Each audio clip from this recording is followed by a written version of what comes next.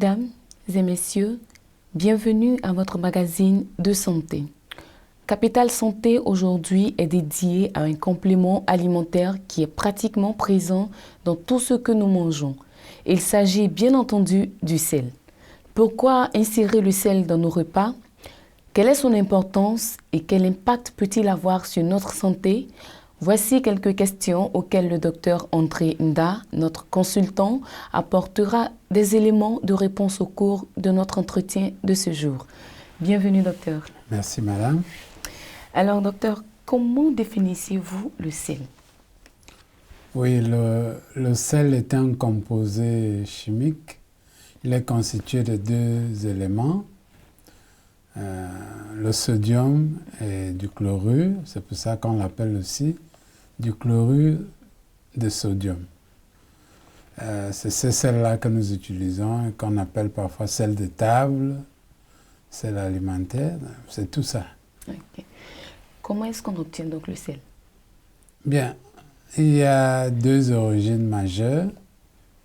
Il y a le sel qu'on obtient en faisant évaporer l'eau de mer, parce qu'il y a 35 grammes de sel dans 1 litre d'eau de mer, donc c'est beaucoup. Lorsqu'on fait donc évaporer l'eau de mer, ce qui reste, c'est du sel. Une autre façon d'obtenir le sel, c'est dans le sol. On pense qu'avant, il y avait des lacs salés qui ont séché et qui ont laissé des gisements de sel. Donc il y a des mines de sel. On creuse la terre et on trouve du sel sous la terre. Alors, docteur, d'où vient ce goût salé du sel? Alors, c'est une question qui est souvent posée quand on parle de sel. En fait, le goût salé vient du sodium. Du sodium qui est présent. Tout à l'heure, je vous ai dit que le sel était composé de deux éléments chimiques, le sodium et le chlorure. Donc, c'est le sodium qui donne effectivement ce goût salé particulier au sel. D'accord. Quel rôle joue-t-il dans notre organisme? Le sodium? Le sel. Le sel en général. Bien, le sel est très important pour le fonctionnement du corps.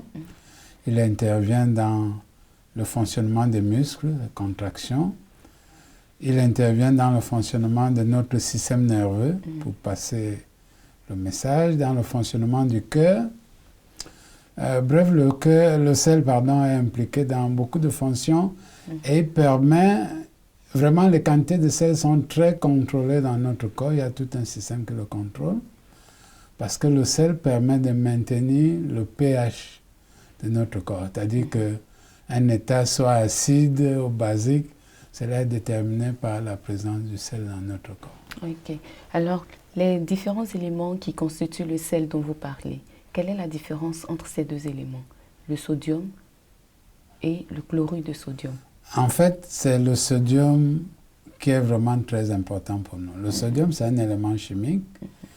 Et lorsqu'on écrit la formule du sel, on inscrit N avec un petit A en bas. Alors que le chlorure, c'est un autre élément, le chlore, c'est un autre élément qui est représenté par Cl.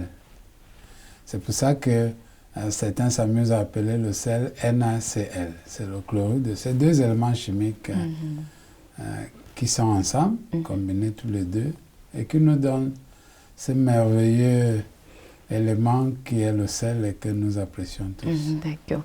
Alors, quels sont les différents apports nutritionnels du sel à notre corps? Je voudrais d'abord dire que le sel tel que nous l'avons dans les boutiques et supermarchés, généralement c'est du sel raffiné. Le sel blanc là, on l'a passé par des machines, on l'a rendu plus fin, on a ajouté des éléments dedans pour qu'il ne coagule pas, pour qu'il ne devienne pas solide. Ce sel-là ne nous apporte pas grand-chose parce qu'il a perdu les sels minéraux. Si c'était du sel gris, obtenu directement de la mer, il contiendrait beaucoup d'autres éléments. Mais le sel que nous achetons en boutique, c'est du sel vraiment raffiné. En dehors du sodium qu'il nous apporte, il ne nous apporte rien d'autre. D'accord. À vous entendre parler, si je vous suis bien, Vous avez parlé tout à l'heure de sel raffiné, de sel gris, Oui. ce qui veut dire qu'il y a plusieurs variétés de sel. Tout à fait. Alors, docteur. Il y en a plusieurs. Par exemple, dans l'Himalaya, il y a le sel rose. En Hawaï, il y a... À Hawaï plutôt, à Hawaï, il y a le sel noir. Et ailleurs, il y a le sel bleu. Donc, il y a plusieurs types de sel. Par rapport à la couleur, on peut définir plusieurs types de sel. Mais par rapport, on peut aussi regrouper les sels en différents groupes par rapport à, qu'est-ce que je peux dire, à leur utilisation. Il y a le sel de table que nous utilisons pour manger. Mais il y a un sel agricole pour l'élevage. Là, on fait de l'élevage, on utilise ce sel-là. Il y a de sel, par exemple, des endroits où il y a l'hiver et que la neige est partout. On met du sel pour faire fondre la neige et permettre aux véhicules de passer. Donc, par rapport à ces différentes utilisations, il y a également de ce côté-là différentes sortes de sel. Parlons un peu du sel agricole dont vous venez de parler tout à l'heure. Ouais. Alors, comment est-ce qu'il s'obtient? Et quelle est la différence qu'il y a entre le sel agricole et le sel de mer ou le sel de table que nous avons? Bon, disons que c'est du sel, c'est le chlorure de sodium. Maintenant, on ne l'a pas raffiné généralement. Par exemple, le sel agricole, il se présente sous forme de blocs de sel, c'est des gros blocs de sel. Et les grains de sel sont suffisamment gros. Alors on les place là où les animaux sont, ils lèchent le sel, et ça leur fait beaucoup de bien pour leur santé. Donc, si vous allez au marché, vous pouvez le trouver sous forme de gros grains de sel. Généralement, c'est le sel de nos animaux, moutons, bœufs. C'est celui-là qu'on appelle le sel agricole. Ok. Alors, très souvent, j'entends des personnes dire que nous avons d'autres sources de sel, hormis celles que vous venez de citer. Est-ce vrai? Ces personnes ont parfaitement raison, parce que lorsque vous consommez de la viande, il y a du sel dans la viande. Il y a du sel dans la viande. Parce que le sang de l'animal, là, est à peu près comme le nôtre, il a un goût légèrement salé. Il y a le sel dans les végétaux que nous mangeons, les légumes, il y en a dans des fruits. Donc il y a d'autres sources de sel qui ne sont pas forcément dans... Parce que dans le sol, ces plantes-là prélèvent tout ce dont elles ont besoin et on se retrouve avec du sel dans certaines de ces aliments. Alors, vu les besoins en sel du corps humain, quelle est la quantité journalière que nous devons consommer? L'OMS recommande aujourd'hui de consommer 5 grammes de sel. 5 grammes de sel. Par jour et par personne. Mais généralement aujourd'hui, que ce soit dans les pays développés ou nos pays, on a l'impression que nous consommons plus que cette norme qui nous est donnée. Parce que le sel est présent partout. Dans tout ce que nous achetons au supermarché, qui est conserve, qui est, je sais pas, même dans les limonades, il y a du sel. Il passe partout. C'est pour ça que l'un des réflexes de celui qui vraiment s'occupe de sa santé, c'est lire les étiquettes. Si vous voyez chlorure de sodium, c'est du sel, tout simplement. Donc il y a du sel partout, au point où aujourd'hui nous consommons plus que cette recommandation de l'OMS. J'aimerais qu'on parle de certains bouillons qu'on ajoute à la cuisson de nos repas aujourd'hui, précisément les cubes d'assaisonnement. Alors, est-ce que ces cubes-là contiennent du sel?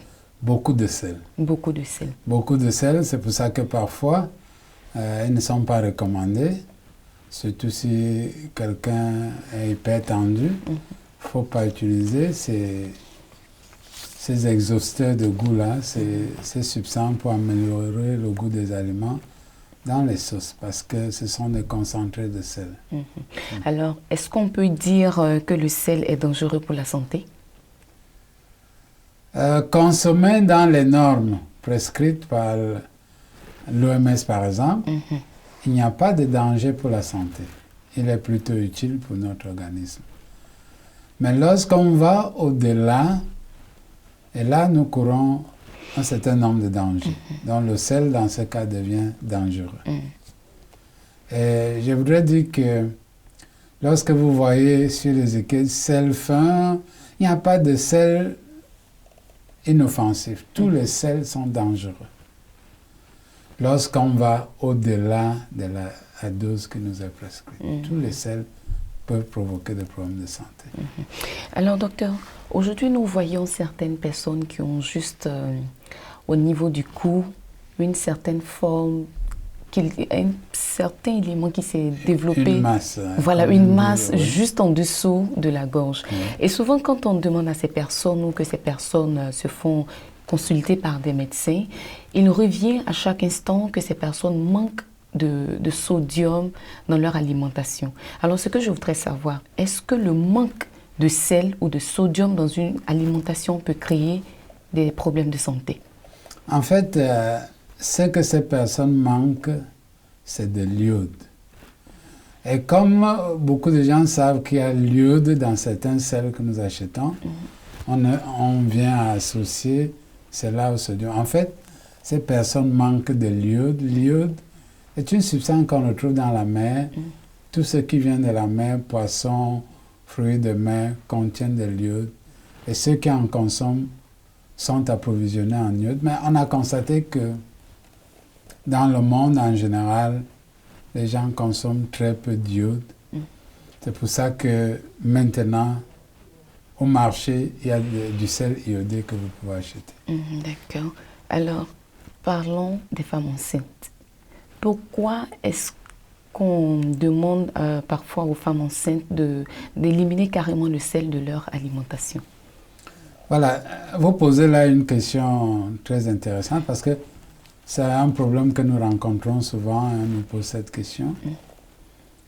Généralement, les femmes enceintes à qui on demande d'éliminer le sel ou de réduire les quantités de sel sont des femmes qui souffrent de l'hypertension en grossesse.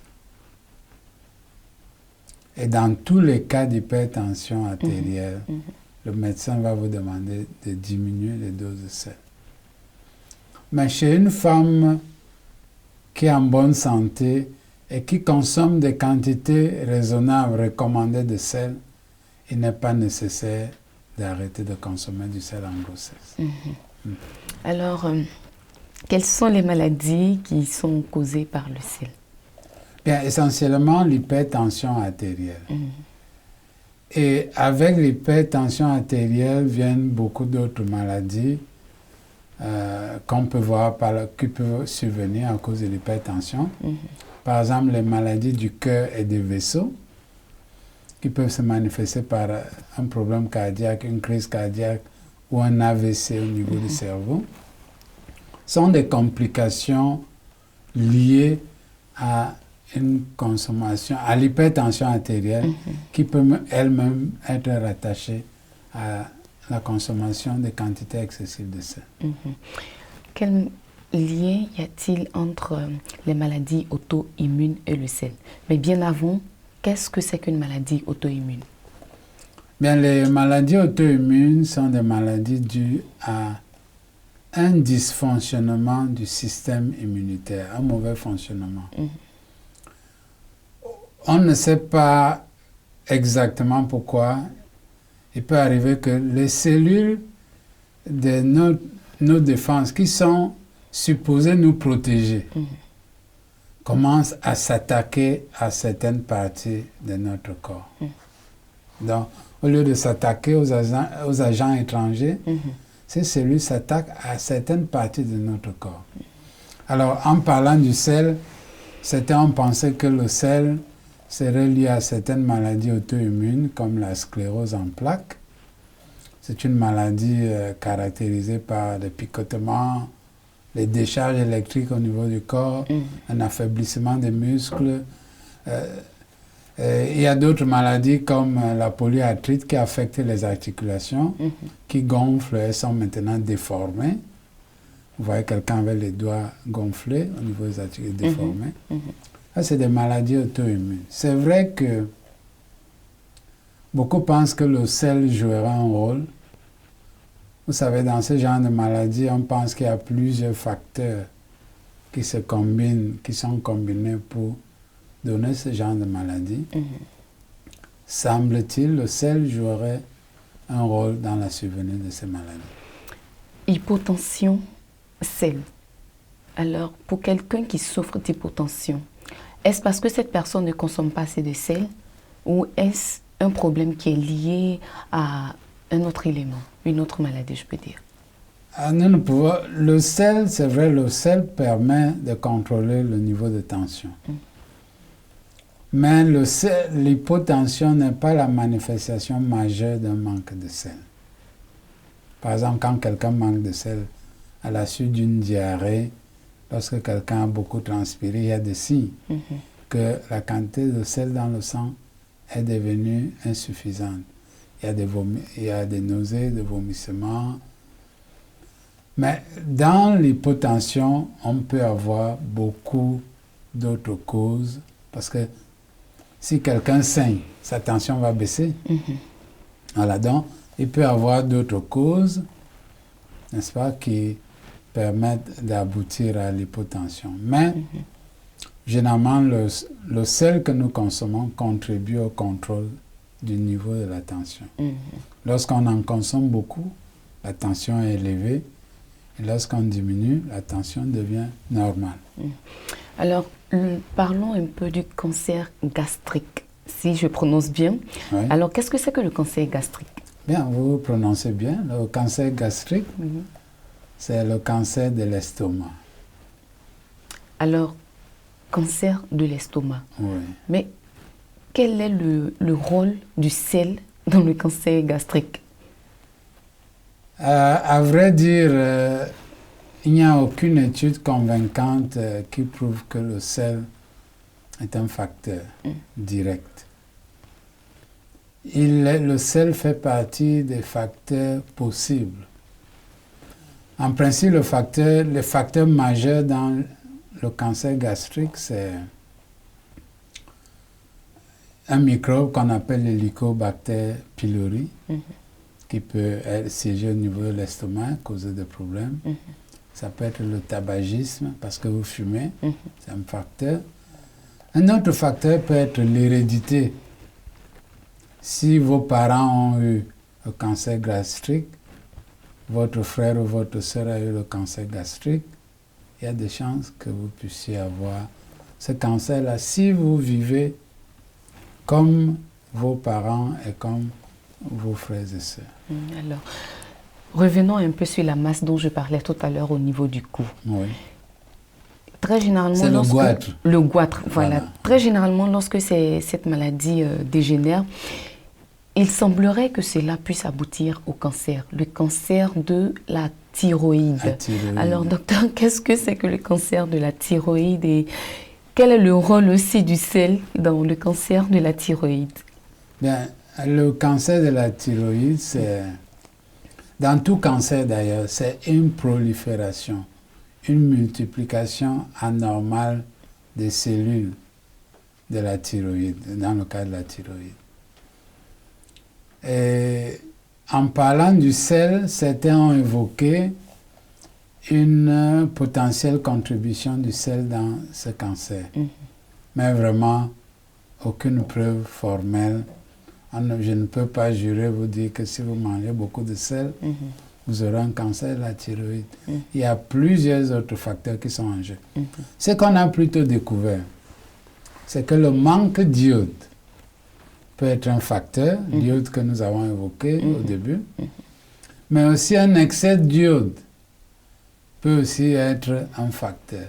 Le manque et l'excès d'iode peuvent être un facteur dans la survenue du cancer de l'estomac. Docteur, ce que je voudrais aussi savoir, lorsqu'on fait du sport, bien évidemment, on transpire. Oui. Alors, cette transpiration-là, je peux dire, sert à l'élimination de certaines toxines. Alors, peut-on dire que le fait de courir pendant longtemps et de transpirer permet au sel de jouer un rôle dans ce qui se passe dans notre corps? On perd du sodium. quand on transpire. Oui. Et comment cela se manifeste ou comment cela se passe? Oui, lorsque vous menez une activité physique, vous courez, la sueur coule. C'est un moyen prévu par le Créateur pour abaisser la température du corps. Ok. Parce que quand vous faites l'exercice, ça chauffe. Alors pour éliminer cet excès de température refroidit le corps et la production de sueur. Et si vous goûtez à la sueur, elle a un goût salé. Oui. Ça veut dire qu'il y a du sodium dedans. Et lorsqu'on a beaucoup transpiré, ça veut tout simplement dire qu'on a beaucoup perdu de sodium. Donc, dans la récupération, non seulement il faut se réhydrater, mais il faut également prendre du sodium pour rééquilibrer les concentrations de sodium au niveau du sang. Okay. Y a-t-il un rapport entre les maladies rénales et le sel? Bien, disons tout simplement que les reins contribuent à l'élimination du sel. Le rein, c'est la machine qui nettoie le sang et élimine tout ce qui peut être en excès ou mauvais dans les urines. Donc, dans ce sens-là, il y a un rapport. Et lorsque les reins ne fonctionnent plus bien, comme dans l'insuffisance rénale, bien entendu, il est conseillé de réduire tout ce que nous consommons qui est éliminé par les reins. Donc, par exemple, le sel. Okay.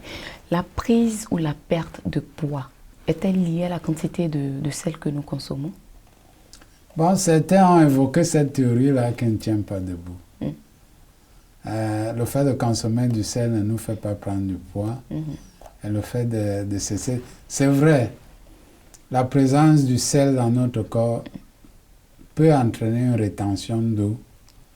Mais chez quelqu'un dont les reins fonctionnent normalement, la consommation de sel ne provoquera pas la prise de poids. Et l'arrêt du sel ne va pas vous permettre de perdre du poids non plus.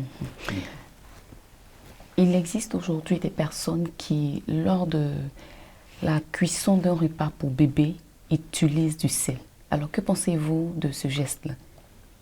Le sel dans la nourriture des bébés, est-il conseillé? Plusieurs mamans ont posé cette question. Disons que, d'ailleurs, si vous pouvez le constater, dans les purées, tout ce qui est vendu pour bébé, il n'y a pas de sel dedans. C'est une recommandation générale. Et nous pensons que le bébé n'a pas besoin de ce sel qu'on ajoute. Parce que ses papilles gustatives sont très sensibles. Et le sel que nous ajoutons est vraiment très fort pour les organes du goût, particulièrement sur la langue. Donc, c'est vraiment une maladresse pour les mamans d'ajouter du sel ou d'habituer déjà les enfants au goût salé. Ils peuvent acquérir là de mauvaises habitudes par rapport à l'utilisation du sel. Et ces habitudes seront dangereuses pour la santé. Tout à l'heure, vous disiez que certains végétaux contenaient du sel. Alors, ce qu'on remarque aujourd'hui, c'est que pendant qu'on est en train de confectionner un repas qui est uniquement à base de végétaux ou de légumes, on ajoute aussi du sel. Est-ce là une bonne façon d'agir? Oui, c'est une bonne façon d'agir dans le sens qu'on veut avoir le goût, on va améliorer le goût de l'aliment qu'on est en train de préparer. C'est vrai qu'il y a du sel, un peu de sel dans les légumes, mais c'est des quantités pratiquement insuffisantes. Donc, ce n'est pas suffisant de dire que, bon, comme c'est les légumes, on va les consommer comme ça. Il y a certaines recettes de légumes sans sel qui existent dans certaines tribus, certaines races. Mais ce n'est pas une recommandation générale que parce qu'il y a du sel, un peu de sel dans les végétaux, il ne faut pas en mettre. Non, ce n'est pas une recommandation. Il faut ajouter du sel pour pouvoir apprécier le goût de vos légumes. Il y a certaines personnes aujourd'hui qui disent que le sel est un élément de purification. Alors, ajouter le sel à l'eau de bain, qu'est-ce que cela apporte réellement au corps? Le fait d'utiliser le sel dans de l'eau de bain ou de le consommer directement, est-ce qu'il y a une différence? Si oui, laquelle? Ah, mais je ne suis pas un spécialiste de cette question-là, mais ce que je peux dire, c'est que la pratique vient des religions orientales, bouddhisme et autres.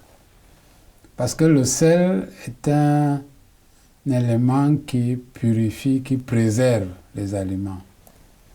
On pense que il y a là un symbole pour dire qu'il peut également nous purifier spirituellement. C'est ce qu'il y a derrière ces pratiques-là, qui ne sont pas véritablement, à notre avis, qui ne sont pas recommandées à tout le monde. On ne sait pas quel est le résultat escompté, qu'est-ce qui doit arriver après, on ne sait pas. Mais quand même, nous savons, pour ceux qui sont chrétiens, que dans la Bible, Matthieu 5, Jésus parle de ses disciples qui doivent être le sel de la terre. Ça veut dire que par leur manière de vivre, de parler, ils doivent donner du plaisir à vivre sur la terre. Ils doivent apporter un plus. Ils doivent faire la différence là où ils sont. Et je crois que là, tous les chrétiens le savent, c'est un conseil pratique. En tant que chrétiens, soyons le sel partout où nous sommes. Ne soyons pas des agents de destruction, de discorde, mais soyons plutôt ceux qui apportent la paix et la joie de vivre. Vu que le sel vu que le sel crée parfois des maladies telles que l'hypertension artérielle. Docteur, ce que je voudrais savoir, est-ce qu'un hypertendu peut consommer du sel? Généralement, quand un hypertendu est diagnostiqué à l'hôpital, le médecin lui demande de diminuer sa consommation de sel. Voilà, c'est la recommandation générale. Parce que si vous êtes hypertendu et vous continuez à consommer la même quantité de sel que les personnes normales, votre hypertension sera difficile à contrôler. Merci beaucoup, docteur, d'avoir répondu à notre appel et merci surtout pour tous ces conseils de santé. C'est moi qui vous remercie. Bien que le sel soit indispensable à l'homme, vu le rôle important qu'il joue, il peut s'avérer très dangereux pour notre santé si l'on en consomme de façon abusive. Savoir choisir son sel et ne pas en consommer en excès sont de petits gestes simples capables d'éviter de nombreuses maladies. Sur ce, je vous dis au revoir et à très bientôt.